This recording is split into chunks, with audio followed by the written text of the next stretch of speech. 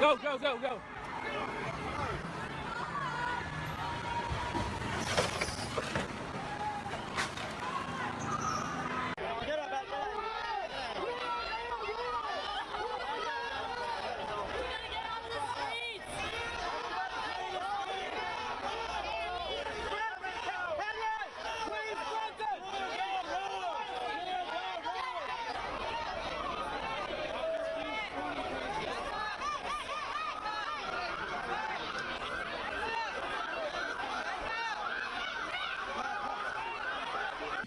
We condemn in the strongest possible terms this egregious display of hatred, bigotry, and violence on many sides. On many sides. It's been going on for a long time in our country. Not Donald Trump, not Barack Obama. This has been going on for a long, long time. Hello, everybody, and welcome to the Wake Up Report, Charlottesville, Virginia. Just absolute mayhem, chaos, pandemonium, but what do you expect when you get a bunch of left-wing KKKs and racists, white nationalists, and they're gonna march through Charlottesville and they're gonna speak their piece about how this country should go back to the white man. And then on the other side, you got anti-fascist, anti-racist, anti-hatred rebels, and they're telling these white people, you know, down with hate, down with this and down with that. And just absolute chaos, man. All of this because of a stupid statue. What did God tell you about graven images, false idols, worshiping false idols? You know, for people out there who just refuse to believe that the Bible is true, you know, please explain to me how a book that was written over 5,000 years ago absolutely predicts your behavior down to the letter, down to your own self-destruction. How is it that a book can predict the fall of man? You read the book and you so readily head towards your downfall. I don't know. But what I do know is the absolute pinnacle of all this mayhem and violence came to a pretty bloody end when somebody rammed their car into a group of anti-fascist protesters, hit another car, I believe hit somebody else, and you know, backed that car up, and I guess they tried to escape. I think that person has been arrested. But all of this over a stupid statue. Somebody lost their life behind a statue.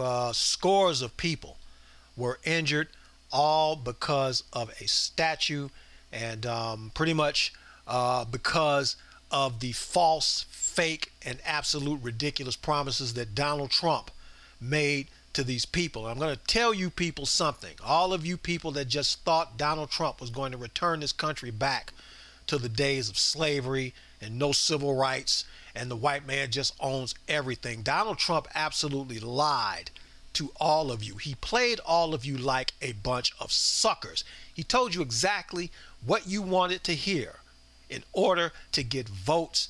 And prior to his rise in the election, his campaign was tanking. He brought Steve Bannon on board, and I believe it was Bannon who kind of talked Trump into catering to that bigoted vote, that redneck vote, because they would carry him through the entire South. And although he didn't win the popular vote, it was the Electoral College that finally decided to give Donald Trump that presidential nod, and he has been anything but a president of the United States. This man has been a liar, a hypocrite. He tells falsehood after falsehood. He is not loyal. He will throw anyone under the bus instead of taking the blame and the responsibility. Instead of being a president of the United States of America, this Donald Trump has just been an absolute disaster.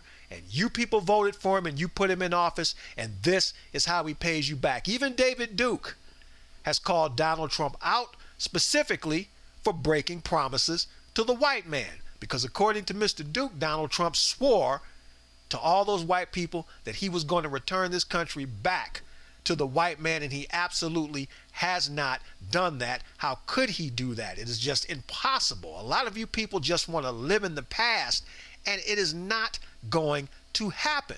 whoever that person was that ran that car into all those people, well, that person just committed an act of domestic terrorism. And Trump doesn't even have the balls to call it domestic terrorism. I'm sure you remember when he was all over Obama about why doesn't Obama just say it? Why does he just call it what it is? Radical Islamic terrorism.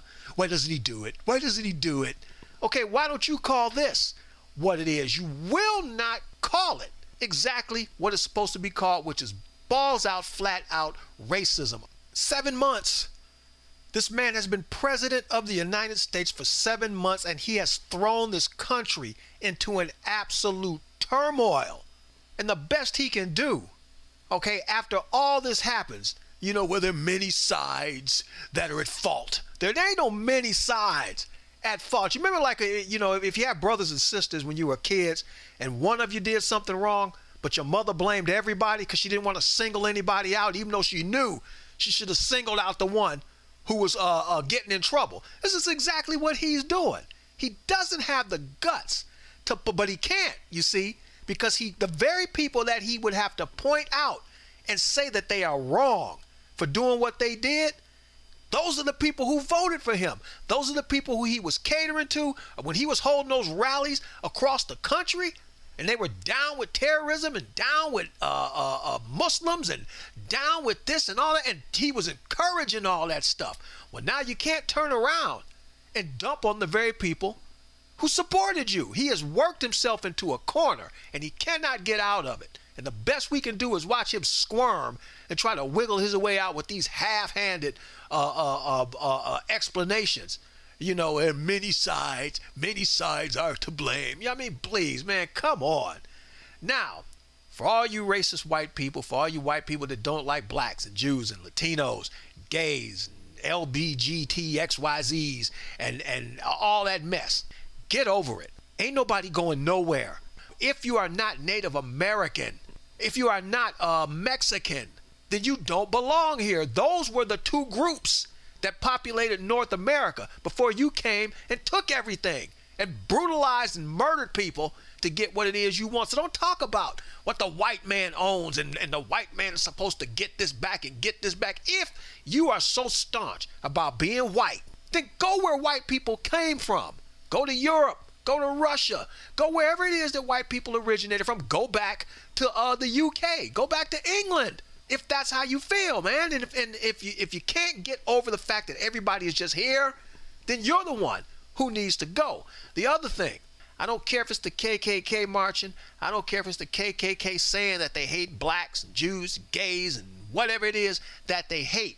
Whether you agree with it or not, this is America, and everybody is entitled to freedom of speech. Now, all you anti-racist people that were out there picketing, you ain't no angels in this, and I know that. Some of you were out there starting trouble. Some of you out there were instigating fights with these leftist people. I guess that's what they call them. So you ain't no angels either. If you don't want to hear what somebody has to say, even though they have the right to say it, then don't show up. Stay at home. Or for both sides, okay, if you feel that strongly about it, because most of you probably didn't vote, get off your asses, go to the polls and vote if you want to make change. Participate in the process if you want to make change. Now, as far as I know, there are about 1,000 or so of these old Southern artifacts, statues and whatever they are, that just kind of are scattered across the South. Instead of acting like a bunch of children about this issue, why don't you act like adults and come up with a solution? Now, my solution to this is, I think it's a good solution. And my solution is leave the statue up. Don't take the statue down. Wherever these statues and artifacts, the Confederate flags and things like that, leave these things up. They are a part, whether you want to admit it or not, they are a part of American history, and boxing them away and hiding them in the basement is not going to change anybody. All of a sudden, because the Robert E. Lee statue is not there, that white person is going to say, oh, well, the statue's not there anymore. I think I like black people now. It's not going to work like that. What you should do is leave the statue up, leave the artifacts up, and right next to the whatever the plaque is that describes what it is and who it is, Describe the history of that person. Describe the history of the statue, the history of the flag, the history of whatever painting that it is. So the person looking at it can be fully aware of the history of the situation that they are viewing or looking at, and then they can make their own mind up as to whether or not they want to support that. To me, that is the easiest fix for all of this mess. Instead of getting out of here running over each other with cars and fighting and doing all kind of stupid mess. Or here's one I think I like this one even better. Take all of the artifacts, gather them all up, and why don't we just make a national museum that's dedicated to this kind of stuff? So you can see the history of the Confederate flag. There are a lot of people today who don't think that the flag means what the flag means. So if they can go somewhere where they can get the entire history of the Confederate flag, where you can get the entire history of the Civil War, where you can get the entire history of slavery or plantations, or just an entire history of the South.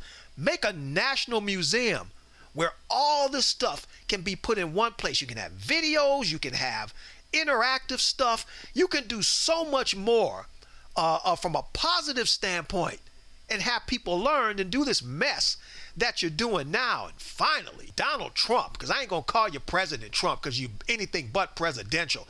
Grow some balls and be a president. Or as the president of Mexico said a week or so ago, if you don't like the job, if the job is that hard, quit and step aside and let somebody do the job who knows how to do the job. This is KTM and the Wake Up Report saying think a little bit. It will do wonders for you.